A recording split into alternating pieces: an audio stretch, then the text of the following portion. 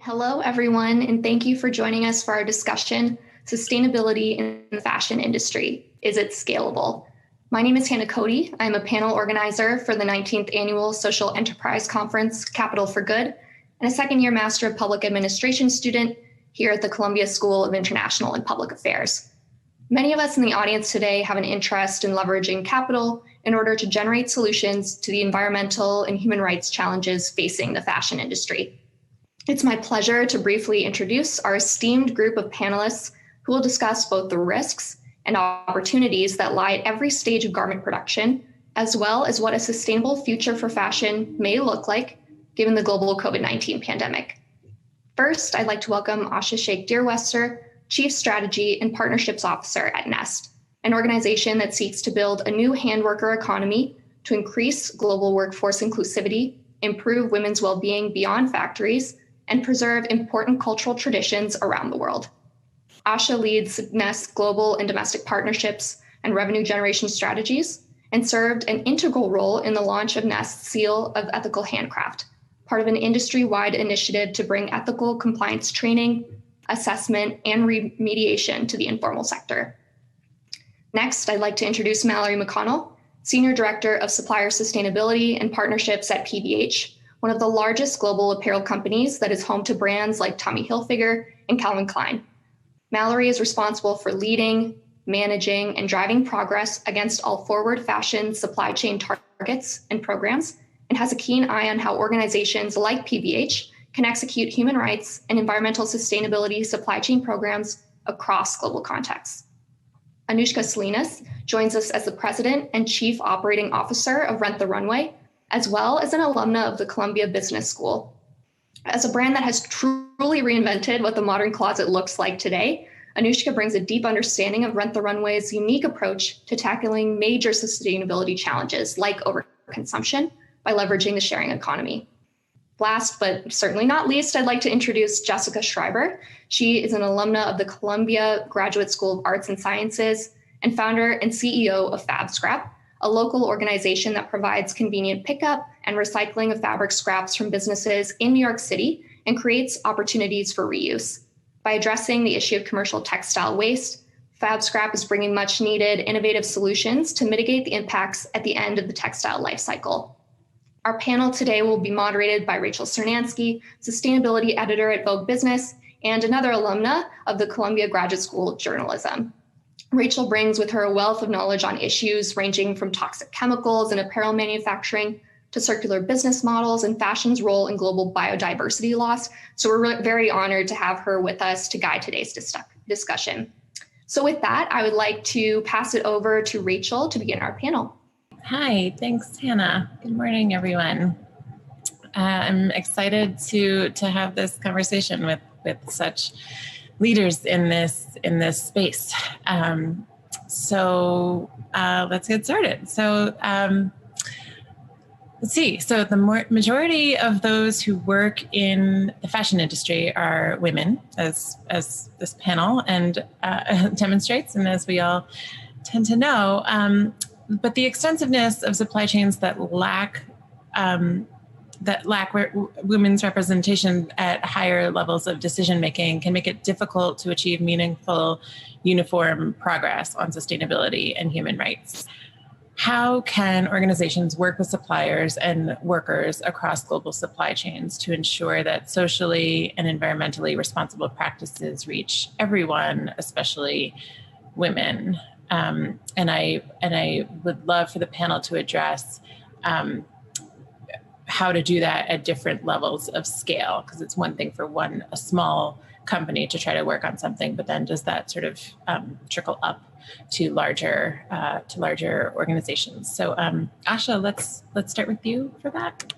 Thank you so much. Yes, so I'm with Nest, as shared earlier, and we work with the population of producers that exist outside of the four-wall factory in homes and small workshops all over the world.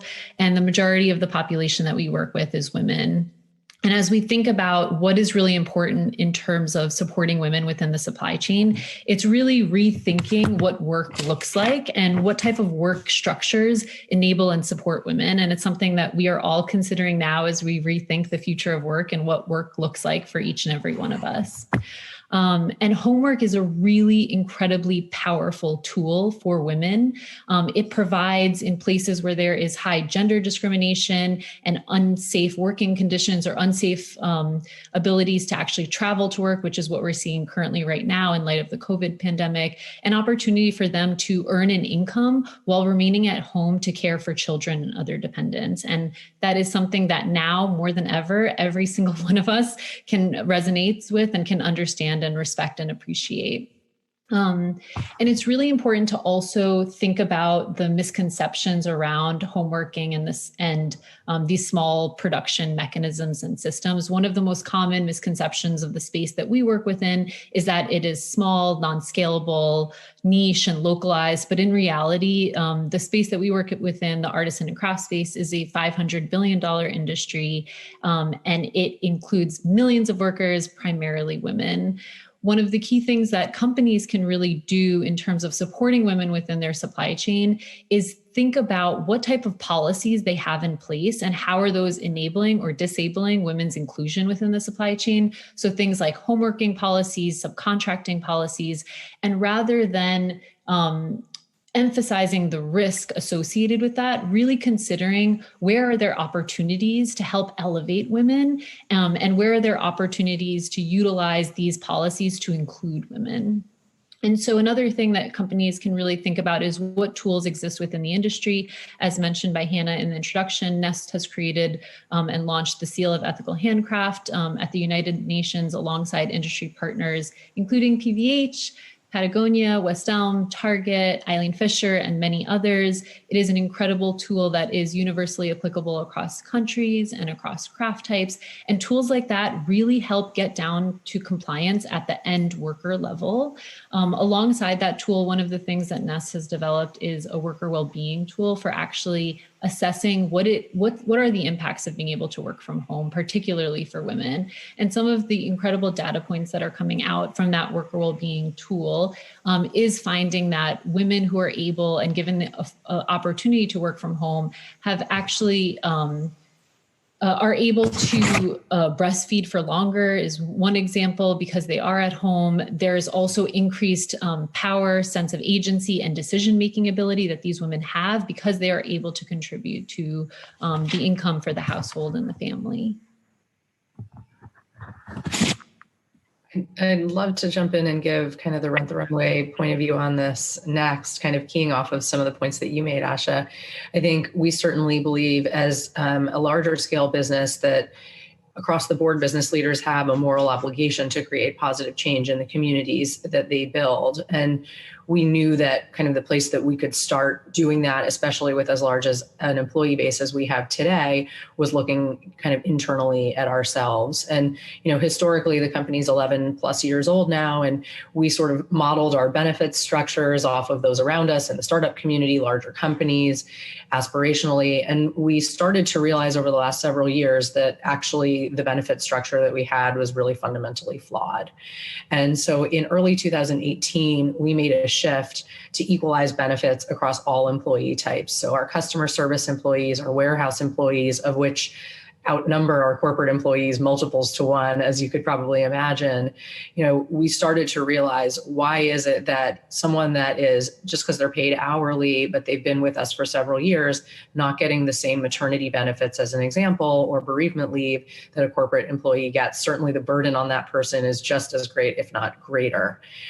So we made that move in 2018. And I think the stance that we've taken is that, while these types of moves are costly in the short term, they're the right things to do in the medium to long term for the business, actually, not even just for the people that we employ. Of course, it's the right thing for the people we employ on the near term, but in the medium to long term, it helps with employee retention, it helps with customer retention, and really helps drive more sustainable businesses. I think the second piece that we've seen much more recently is, because of COVID and the pandemic sort of forcing as many people to work from home as possible, our customer service team, which was always co-located in our warehouse location, so it was always, you had to come in to do your job.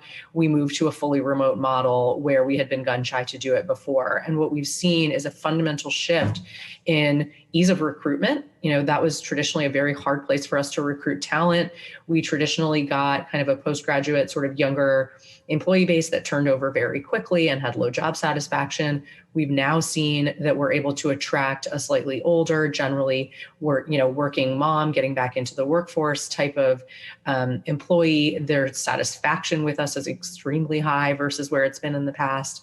And we're seeing much stronger retention and quality as well. So the early studies that we're seeing, not just on the corporate side, but also kind of in our customer service side, has been really positive, sort of to your point, around working from home and the benefits for women.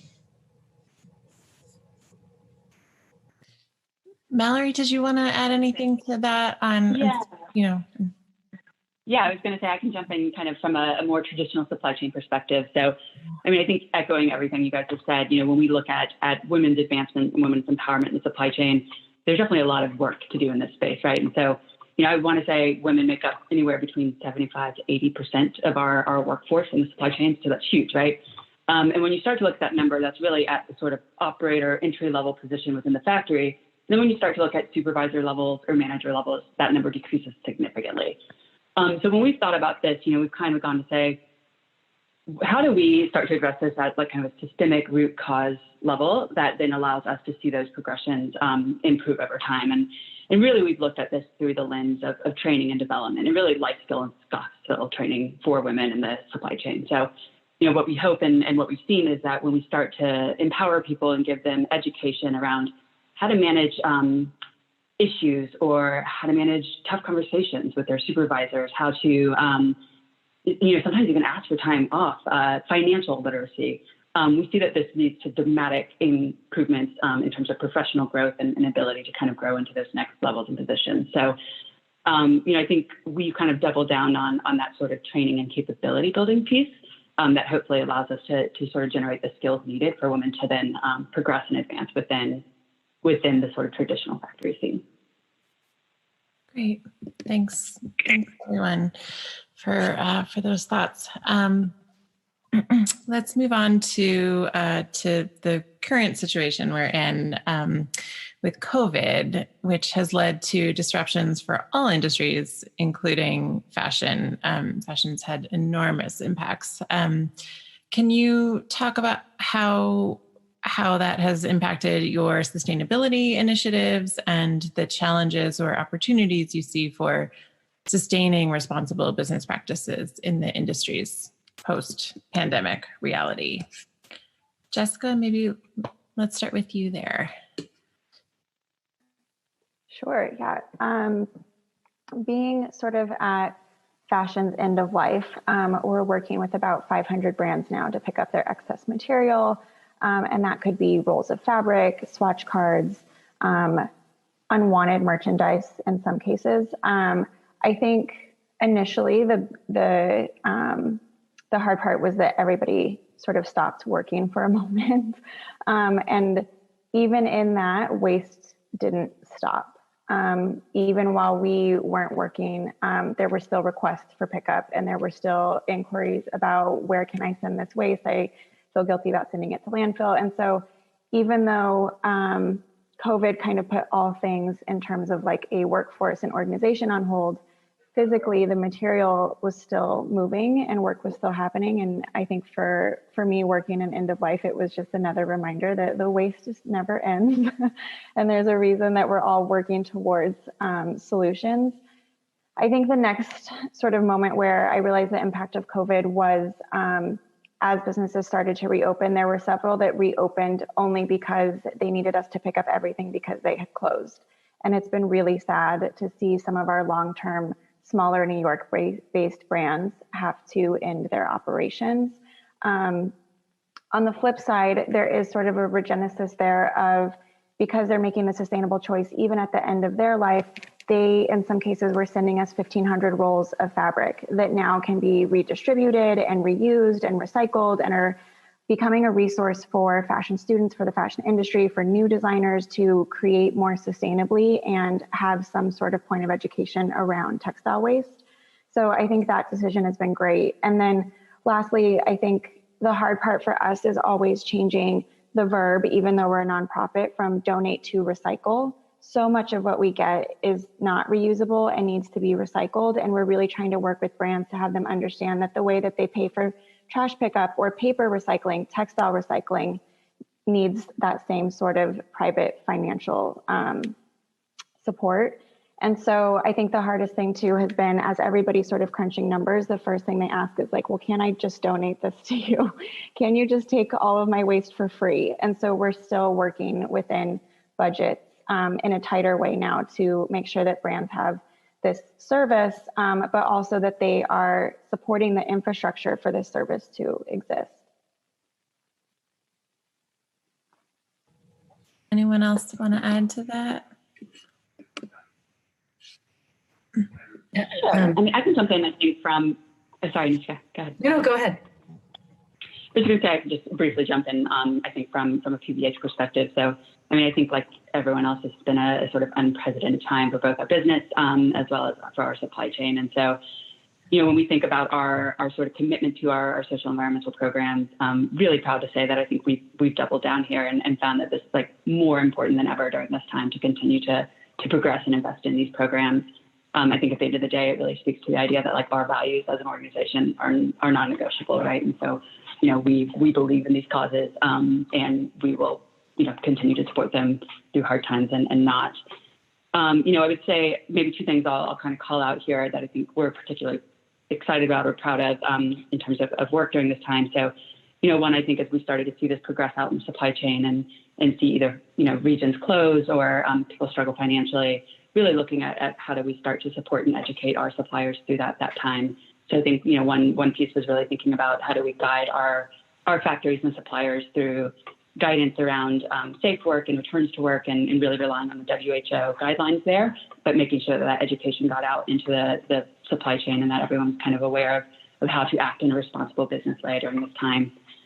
You know, I think the second piece was, you know, as you look at factory closures, that people either being permanently or temporarily out of work in countries, you know, there's a real challenge in regions where there aren't social protections in place from a governmental perspective for workers. And so, you know, there was recently something that we were a huge part of, which was the ILO call to action of the International Labour Organization, along with other brands and donor organizations, really looked at how do we come together as an industry to create social protections for workers and make sure that, you know, during this time, if people are out of work or laid off, that's not going to sort of result in mass poverty and ultimately, you know, all of the detrimental impacts that come from that. So I'll maybe stop there, but happy to answer any questions on that. Yeah, thank you. It's I think each one of these questions could be a 2-hour long conversation in itself. So we can move on, but thank you for that. Let's talk about metrics. Metrics are critical for tracking progress toward ESG and CSR goals. And so can you talk about how your organizations approach the challenge of measuring your sustainability and human rights impacts? And if you could touch specifically on, you know, not just measuring the progress, but also how to evaluate kind of progress against the end goal. How do you know, how far along you are compared to where you need to be, rather than just how much, less bad, basically, things are getting. So, Mallory, maybe let's start with you for that. Sure, thanks. So metrics are a really important part of our program, and it's been something that we've been evolving over time. So in 2019, we announced a new corporate responsibility strategy at PVH called Forward Fashion. And one of the most exciting aspects of Forward Fashion is that it includes 15 targets aimed to deepen our level of ambition, really to keep us accountable and to ensure confidence in our approach. So we grounded these priorities in areas where we have the greatest impact, and we set targets that are really specific, they're measurable, they're time-bound. Internally, this gives us kind of a shared roadmap and a clear objective to work towards. I think externally, they represent action-oriented leadership, which we're really proud of. We, like any large business, I think, face complex challenges, ensuring our business is responsible and sustainable. And sort of Forward Fashion really acts as our commitment to make sure that we're getting it right as an organization.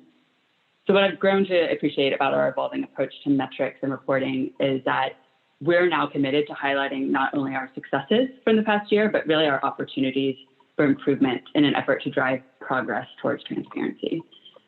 So we continue to evolve our approach to reporting and metrics, and we're really measuring against metrics set by the Sustainability Accounting Standards Board, or SASB as people know them, and then again aligning our strategy with the UN Sustainable Development Goals.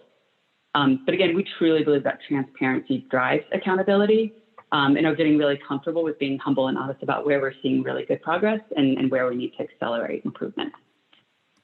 So I'll stop there and see if anyone else wants to chime in. Great. Asha?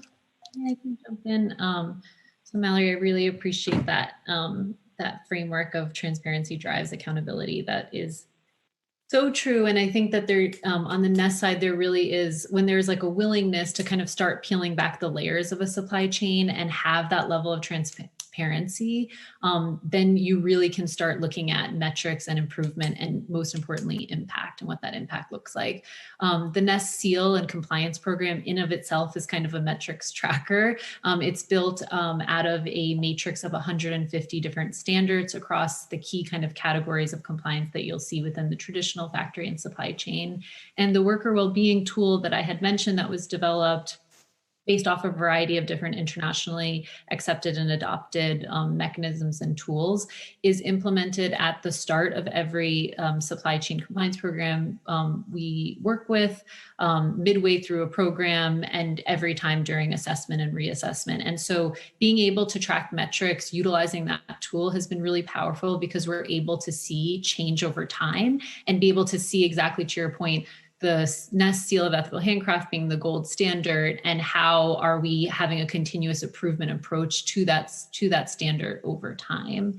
And then on a nonprofit level, and just kind of thinking about the question around COVID, which I know we're all like eager to answer because it's what we've been living and breathing over the last 6 months, is just that also being able to track data in a timely and consistent manner allows us to be able to respond to the immediate and urgent needs of our beneficiaries as an organization. And so because we had those metrics capture tools in place, when COVID hit, Nest was able to rapidly respond and see what the needs were for these individual workers who was at risk of losing their jobs, of these businesses closing. And we were able to, within a span of 90 days, rally enough funds and resources to be able to rapidly respond through product financing and purchases, through relief grants, and through a Mass by Makers program, which was issued out and actually provided 250,000 masks to healthcare workers and community organizations across 18 different countries. And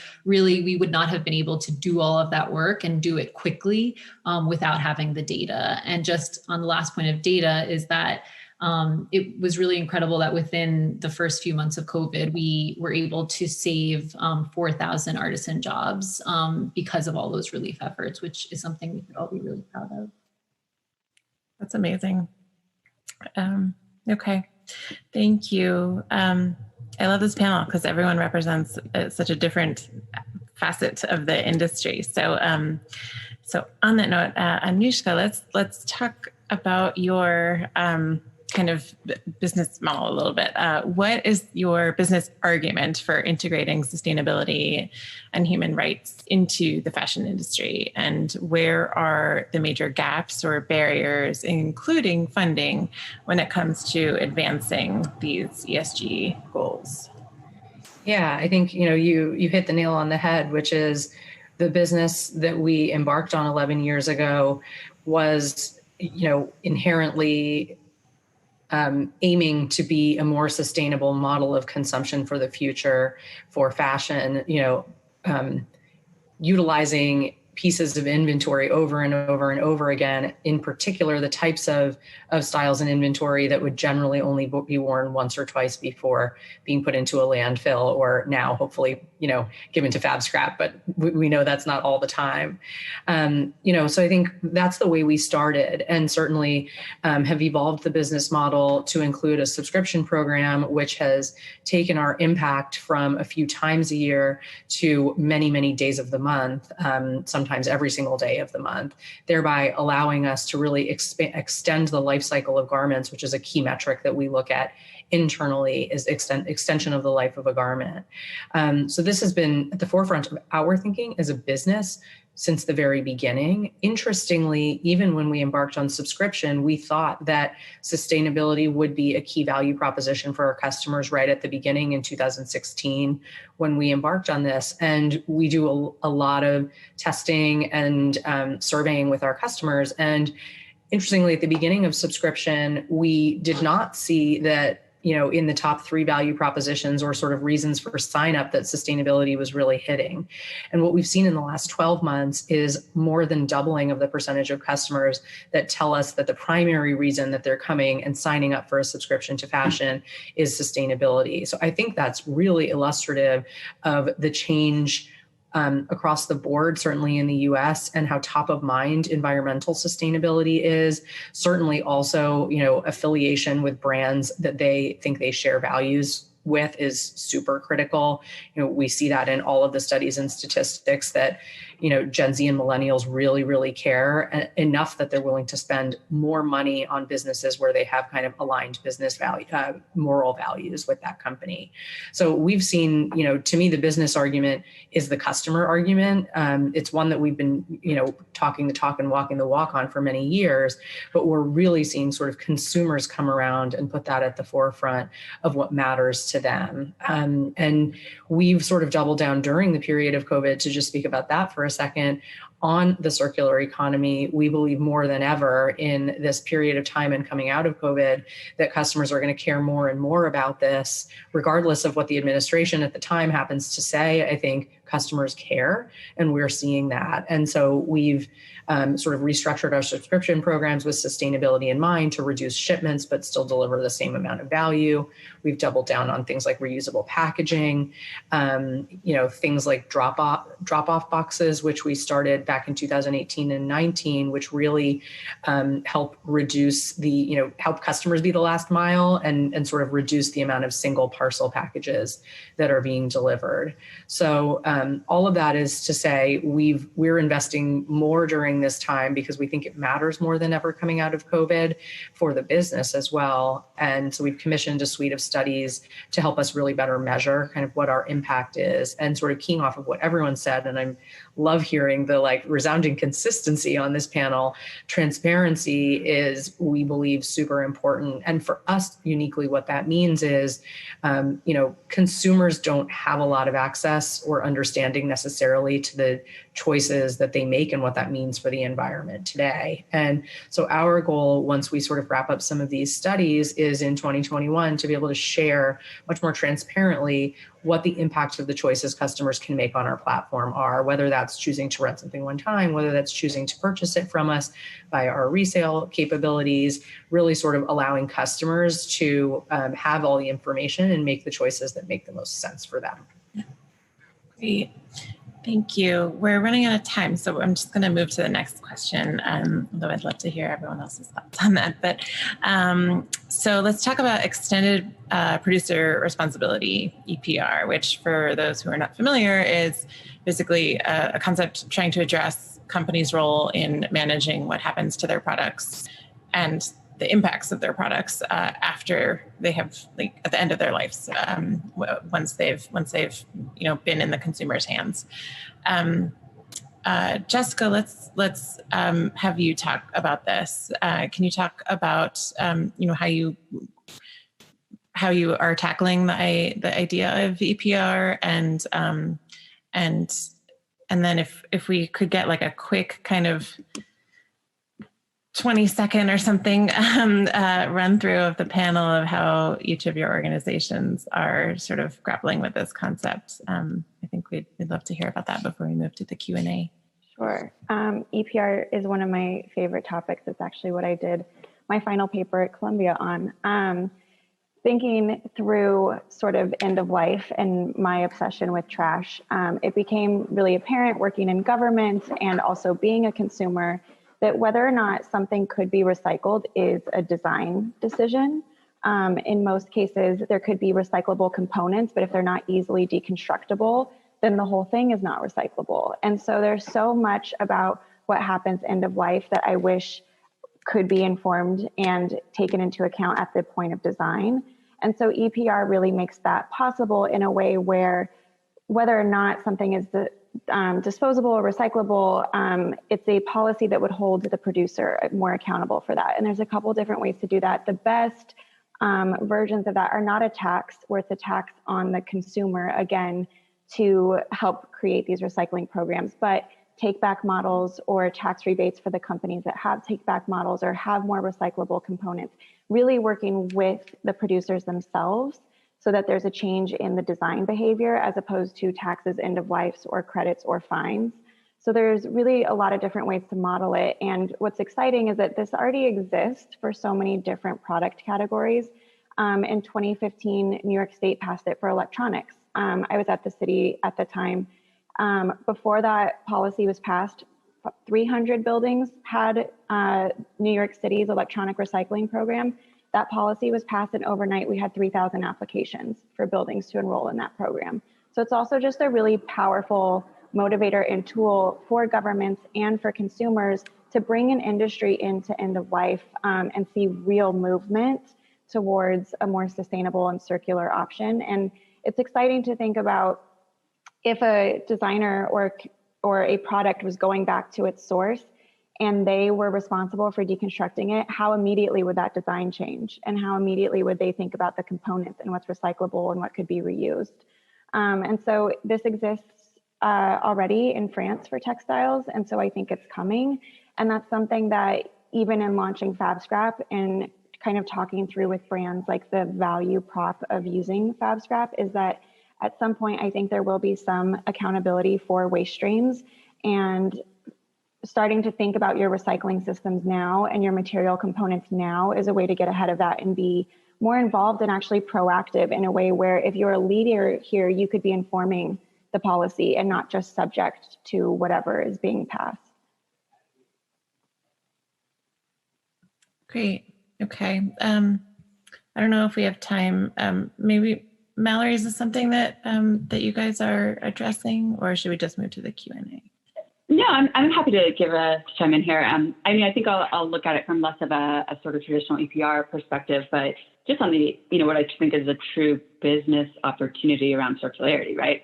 I think as you kind of move into new eras, you start to, like, there's a real business value to thinking through how do we get our products back and either resell them, refurbish them, or recycle them into new product, right? Like this idea of transitioning from waste as an asset is one that's really interesting. I think there's just inherently large challenges around it, right? We've built supply chains that are really efficient at getting products to consumers. We've not built supply chains that are really efficient at getting products back from consumers. So I think it's something that everyone's thinking about, working on, that people see really huge, not just sustainability opportunity, but business value in.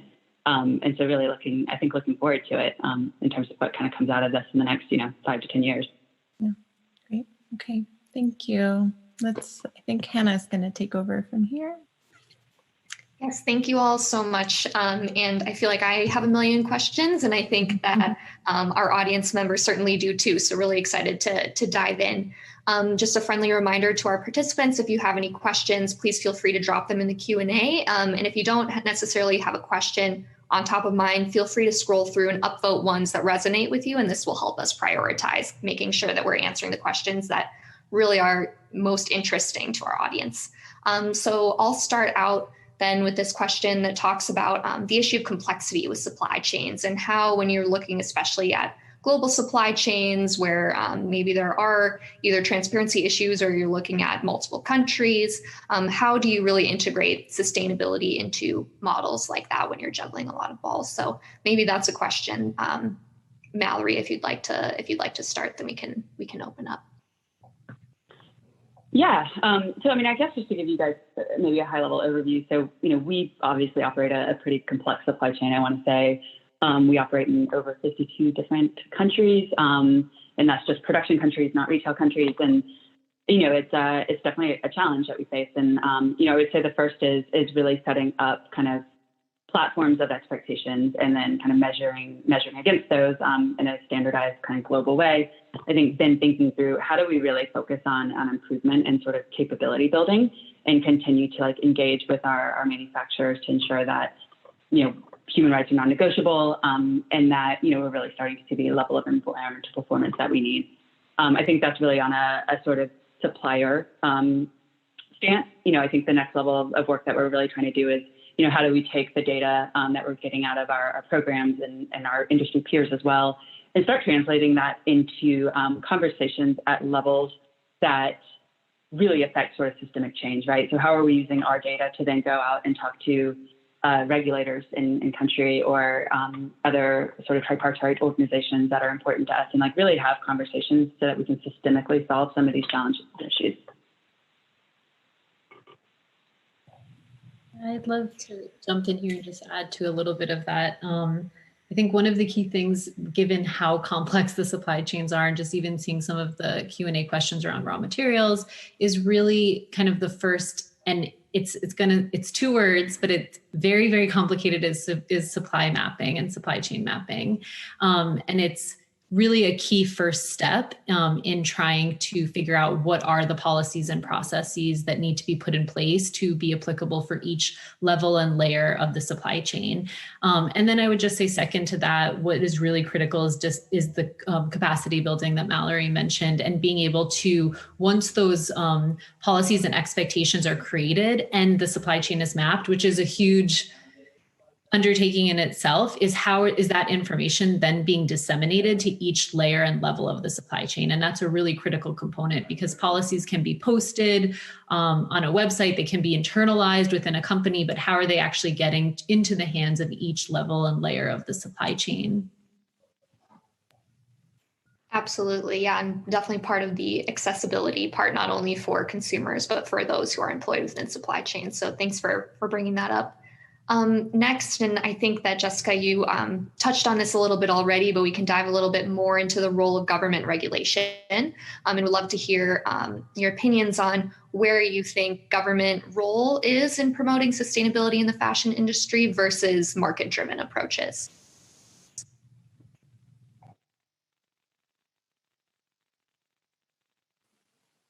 I am happy to kind of start, though I think my last answer is pretty much how I feel about government involvement. And I think that there's a way that this could work with it being market driven, but I think it's really hard for there to be accountability across the board without some sort of standards of what that means, or at least some sort of reporting. And so that's where I feel like a neutral third party is really helpful, instead of brands reporting to themselves. And maybe that looks more like a public-private partnership with other orgs as opposed to government. But I do think having some regulations that are to the benefit of all, and kind of like rising tides raise all ships, is that like immediately everyone has to meet these, not just the people who are already doing it well. I think that that really can go a long way. And I also think that there's different ways to fund this when government is involved that make it more appealing to businesses to comply, or make it really hard for them to not comply. And so I think that there's just I do think it takes three different parts there to kind of pull the right levers to make something successful, both in its intention and in its implementation. Can I jump in there? As the moderator, even though I'm not a panelist, this exact question was the focus of my story that published yesterday. So it's top of mind for me. So I just want to run through quickly just some of the things that came up. And it seems, and I did the story because in so much of my reporting, the barrier to further progress beyond what is already happening is the lack of policy. And it's because businesses can't afford to compete with companies that don't have the same bar, it's not an even playing field basically, or just because the supply chain won't sort of transform itself. And so there were policies that came up with regard to agriculture, like the Farm Bill, even the Farm Bill, with how this is US focused, but how the Farm Bill right now focuses on what farmers grow, but not on how they grow it. And then how you grow a crop has a huge, just fundamental impact on if you contribute an enormous amount of environmental impacts, or if you can even, start sequestering carbon in how you grow a crop. So there were some suggestions around the Farm Bill, and if there's a climate bill, include agriculture in it. But then also things like there were some suggestions that didn't make it in about a public fund for studying the health impacts of microfibers at the end of life, and some way to sort of track that kind of pollution to the producers who are using those materials, and sort of connecting, building the responsibility in there, or putting a tax on synthetic materials so that then that sort of creates that fund. And chemicals are used in textiles that, and there's no regulation around what, is public. So there were some suggestions around disclosure requirements for saying what exactly is in material, and letting the consumer either know that, and then potentially having ripple effects on the use of those chemicals. There were a bunch of others, but I just wanted to throw some of those out there because that's a key question.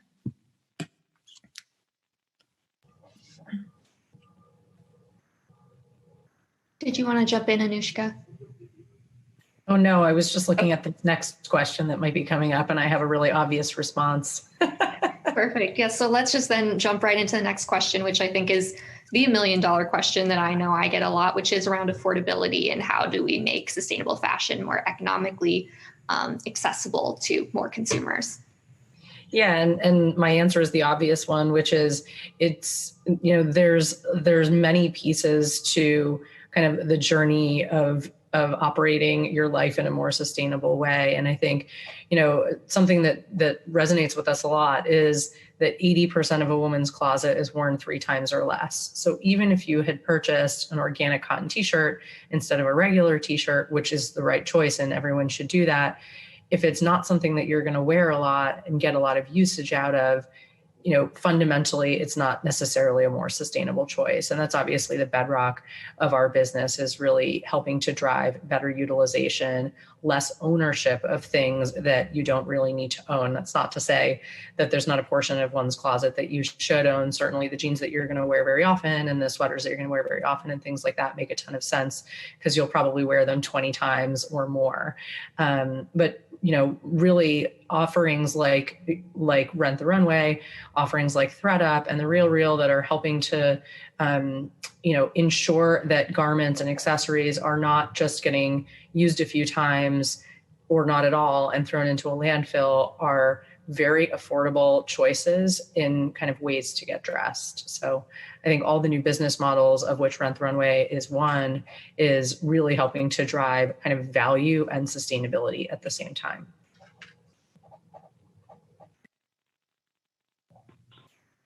I can maybe jump in, I think, just from a sort of, again, more traditional brand perspective. I think a lot of this comes to scalability and adoption, right? And, when we think about the constant conversations of, oh, well, organic cotton's more expensive, or it's not as widely as available, or recycled poly, or there's not processes to kind of decouple and recycle. All of those are very fixable problems, right? And it's just about scale and adoption. And so, I think as we start to see bigger demand, I think that affordability question starts to solve itself. So just my kind of 2 cents on that one. Great. Thanks so much, Mallory. So I think we have time for one last question from the Q&A before I pass it over to Rachel to ask our final question. I'm going to ask one. It's directed toward Jessica, but I think I'm going to try to expand it a little bit to get all of your opinions if possible. It's talking about how do we shift a non-mission driven company's perception of value in order to invest in services like Fab Scrap. And I think I would love to expand that to also offer, if any of the rest of you would also like to jump in on just how do you use your position to bring in other businesses, whether they're in your industry or within your supply chain, to invest in human rights, sustainability, or other really mission-driven programs. So open that up to all of you. I think the easiest way that I can answer that is like knowing why some brands have signed up to work with Fab Scrap. I think designers are so trained and so specialized and so busy at what they're already supposed to be doing in their work that to also add sustainability and worrying about all of those metrics and that waste is like basically another full-time job. And there are great companies that have sustainability teams, but a lot don't. And so it's sort of an afterthought.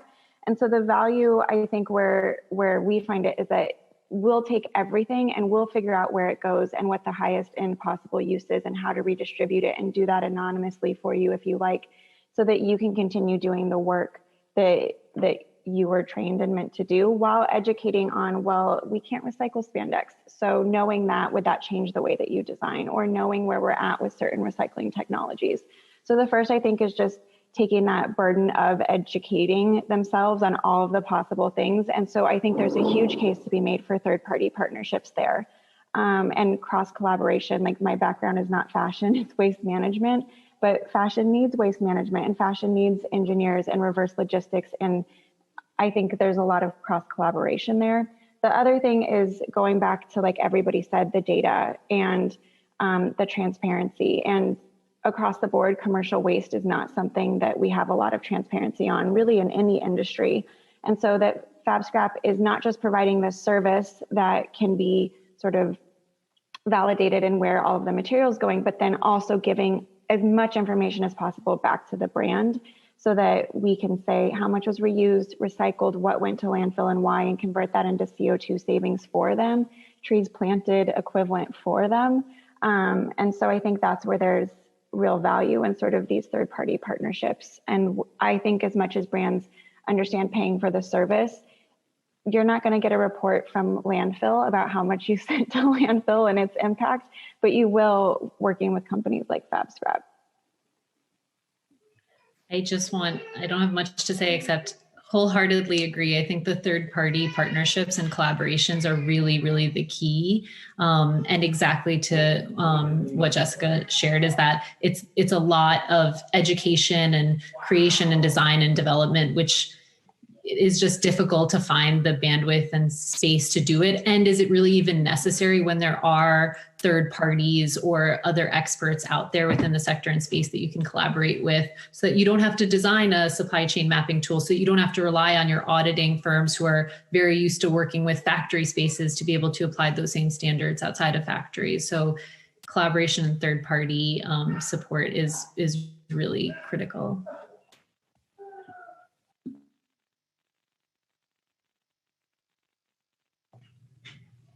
Great. Thank you all so much. Rachel, would you like to ask our final question and close this out? Yeah, thanks, Hannah. And thanks for those great questions, everyone. So let's talk about, politics are kind of on everyone's mind right now. So in the lead up to the recent election, it seemed like the fall fashion trend was vote. There were just vote t-shirts and handbags and accessories everywhere. What do you all see as the fashion industry's role in driving social impact and activism among consumers and communities more broadly?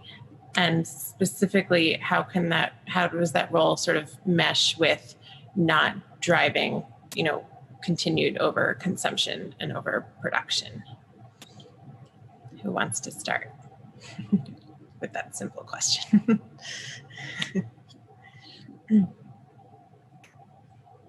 Jessica, Asha, Anushka. Should I take it?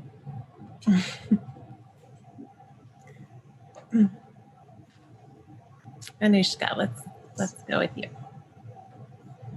Yeah, and sorry, you wanted to hear about how the incoming administration will impact our what fashion's role is in driving social change and how to have that role without, selling more vote t-shirts constantly or more overconsumption. Yeah, I think fashion's role is certainly to be more thoughtful. I think evolution of business models is a big way that we're going to see that over the course of the next several years. I think one thing that we really believe in is that businesses need to sort of act in a way that's authentic to the heart of what the business really does. And I think like what we saw over the last 8 or 9 months, and I'm sure everyone was sort of watching, is brands sort of playing around with getting involved in conversations where sometimes it was really deeply and authentically meaningful to what the brand stands for and things they were willing to act on, and sometimes not. And I think it was very clear when a brand was acting from a place of kind of something really genuine versus not. And the example that I use there is certainly kind of during the summer when there was a lot of heat and thought around social justice. And we certainly saw brands sort of get into the conversation that maybe didn't have a lot to say, and brands that did. And for us, we were thoughtful about what really mattered to us and what we felt like was going to matter to our customers. And for us, that meant making sure that we had an assortment and representation of designers on our site that was reflective of kind of the broader community that we serve in the United States. So our way of sort of getting into the conversation and participating was committing to the Aurora James 15% pledge, and sort of signing up to spend an additional $1 million to support Black designers through kind of our wholesale and platform initiatives. So I think authenticity is really important in kind of acting on the things that matter to a brand and matter to the end consumer of that brand. Yeah, and I'll maybe piggyback off that because I think that, it's definitely been an interesting year, I think, and for everyone in business as well. And, I think it's been very interesting about, how businesses are now being asked to take stances or opinions on issues that we traditionally haven't been, right? And I think, some of that has led to really interesting conversations internally. I think it's prompted sort of an internal review and sometimes come out with like really important changes for us internally in the business. I also think about sometimes the opportunity that industry has to step up where governments haven't, right? And so if you think about, something that comes to my mind is sort of the fashion industry's response to the U.S. dropping out of the Paris Accord, right? And so, I think there is an opportunity as well for business to kind of take the reins in spaces where we see leadership lacking. I think to answer that, I'll steal from something that Anushka said earlier, which is that the business argument is the consumer argument, and just really that consumers have such an incredibly powerful role to play here, to hold the industry's feet to the fire. And really, I think that's what we've seen in the last few months is the power of consumers and their voice to actually create change at a high level within the organization and within the industry. And so for consumers to kind of keep fighting the good fight and keep vocalizing these opinions really helps make sustainable change on a government policy level and an industry level and a corporate level. Gosh, I feel like that is the perfect way to end this panel and leave everyone feeling very excited about yes, keeping feet to the fire and making sure that we're doing our part in driving progress. So thank you all so much for joining us today. This was an excellent discussion that, again, could go on for hours, but maybe for next time, part 2. So at this point, I will pass it over and encourage our participants to stick around for our closing remarks, which will be delivered by Professor Bruce Usher. Thank you so much. Thank you, Hannah. Appreciate the introduction, and thanks to everybody for a great set of panels today. I really want to thank our speakers, our volunteers, our co-chairs, our center faculty and staff, and of course, and most importantly, all of you for joining us online today. It's through these efforts that we're here today to execute on one part of the Tamer Center's mission to educate leaders to address pressing social and environmental challenges. In fulfilling this mission, the conference digital event series is a hallmark of the center's goal to create a space for the innovation and exchange of new ideas across campus. It was an inspiring morning hearing from our speakers about the unique and innovative ways in which they're deploying capital to have environmental and social impact in our society. Whether you're part of a nonprofit, a philanthropy, a social venture, or a for-profit business, we all have a responsibility to invest in the future. We hope that you will continue to join us for these important conversations. The entire series will showcase the wide range of possibilities available across sectors to have social and environmental impact. And throughout the series, we expect to cover topics ranging from racial equity to ESG and impact investing, sustainable fashion and food systems, renewable energy, journalism, equitable and inclusive housing, healthcare, and more. We hope this conference has highlighted the various opportunities available for you to use capital for good. And we look forward to seeing you online in the future. Again, thank you.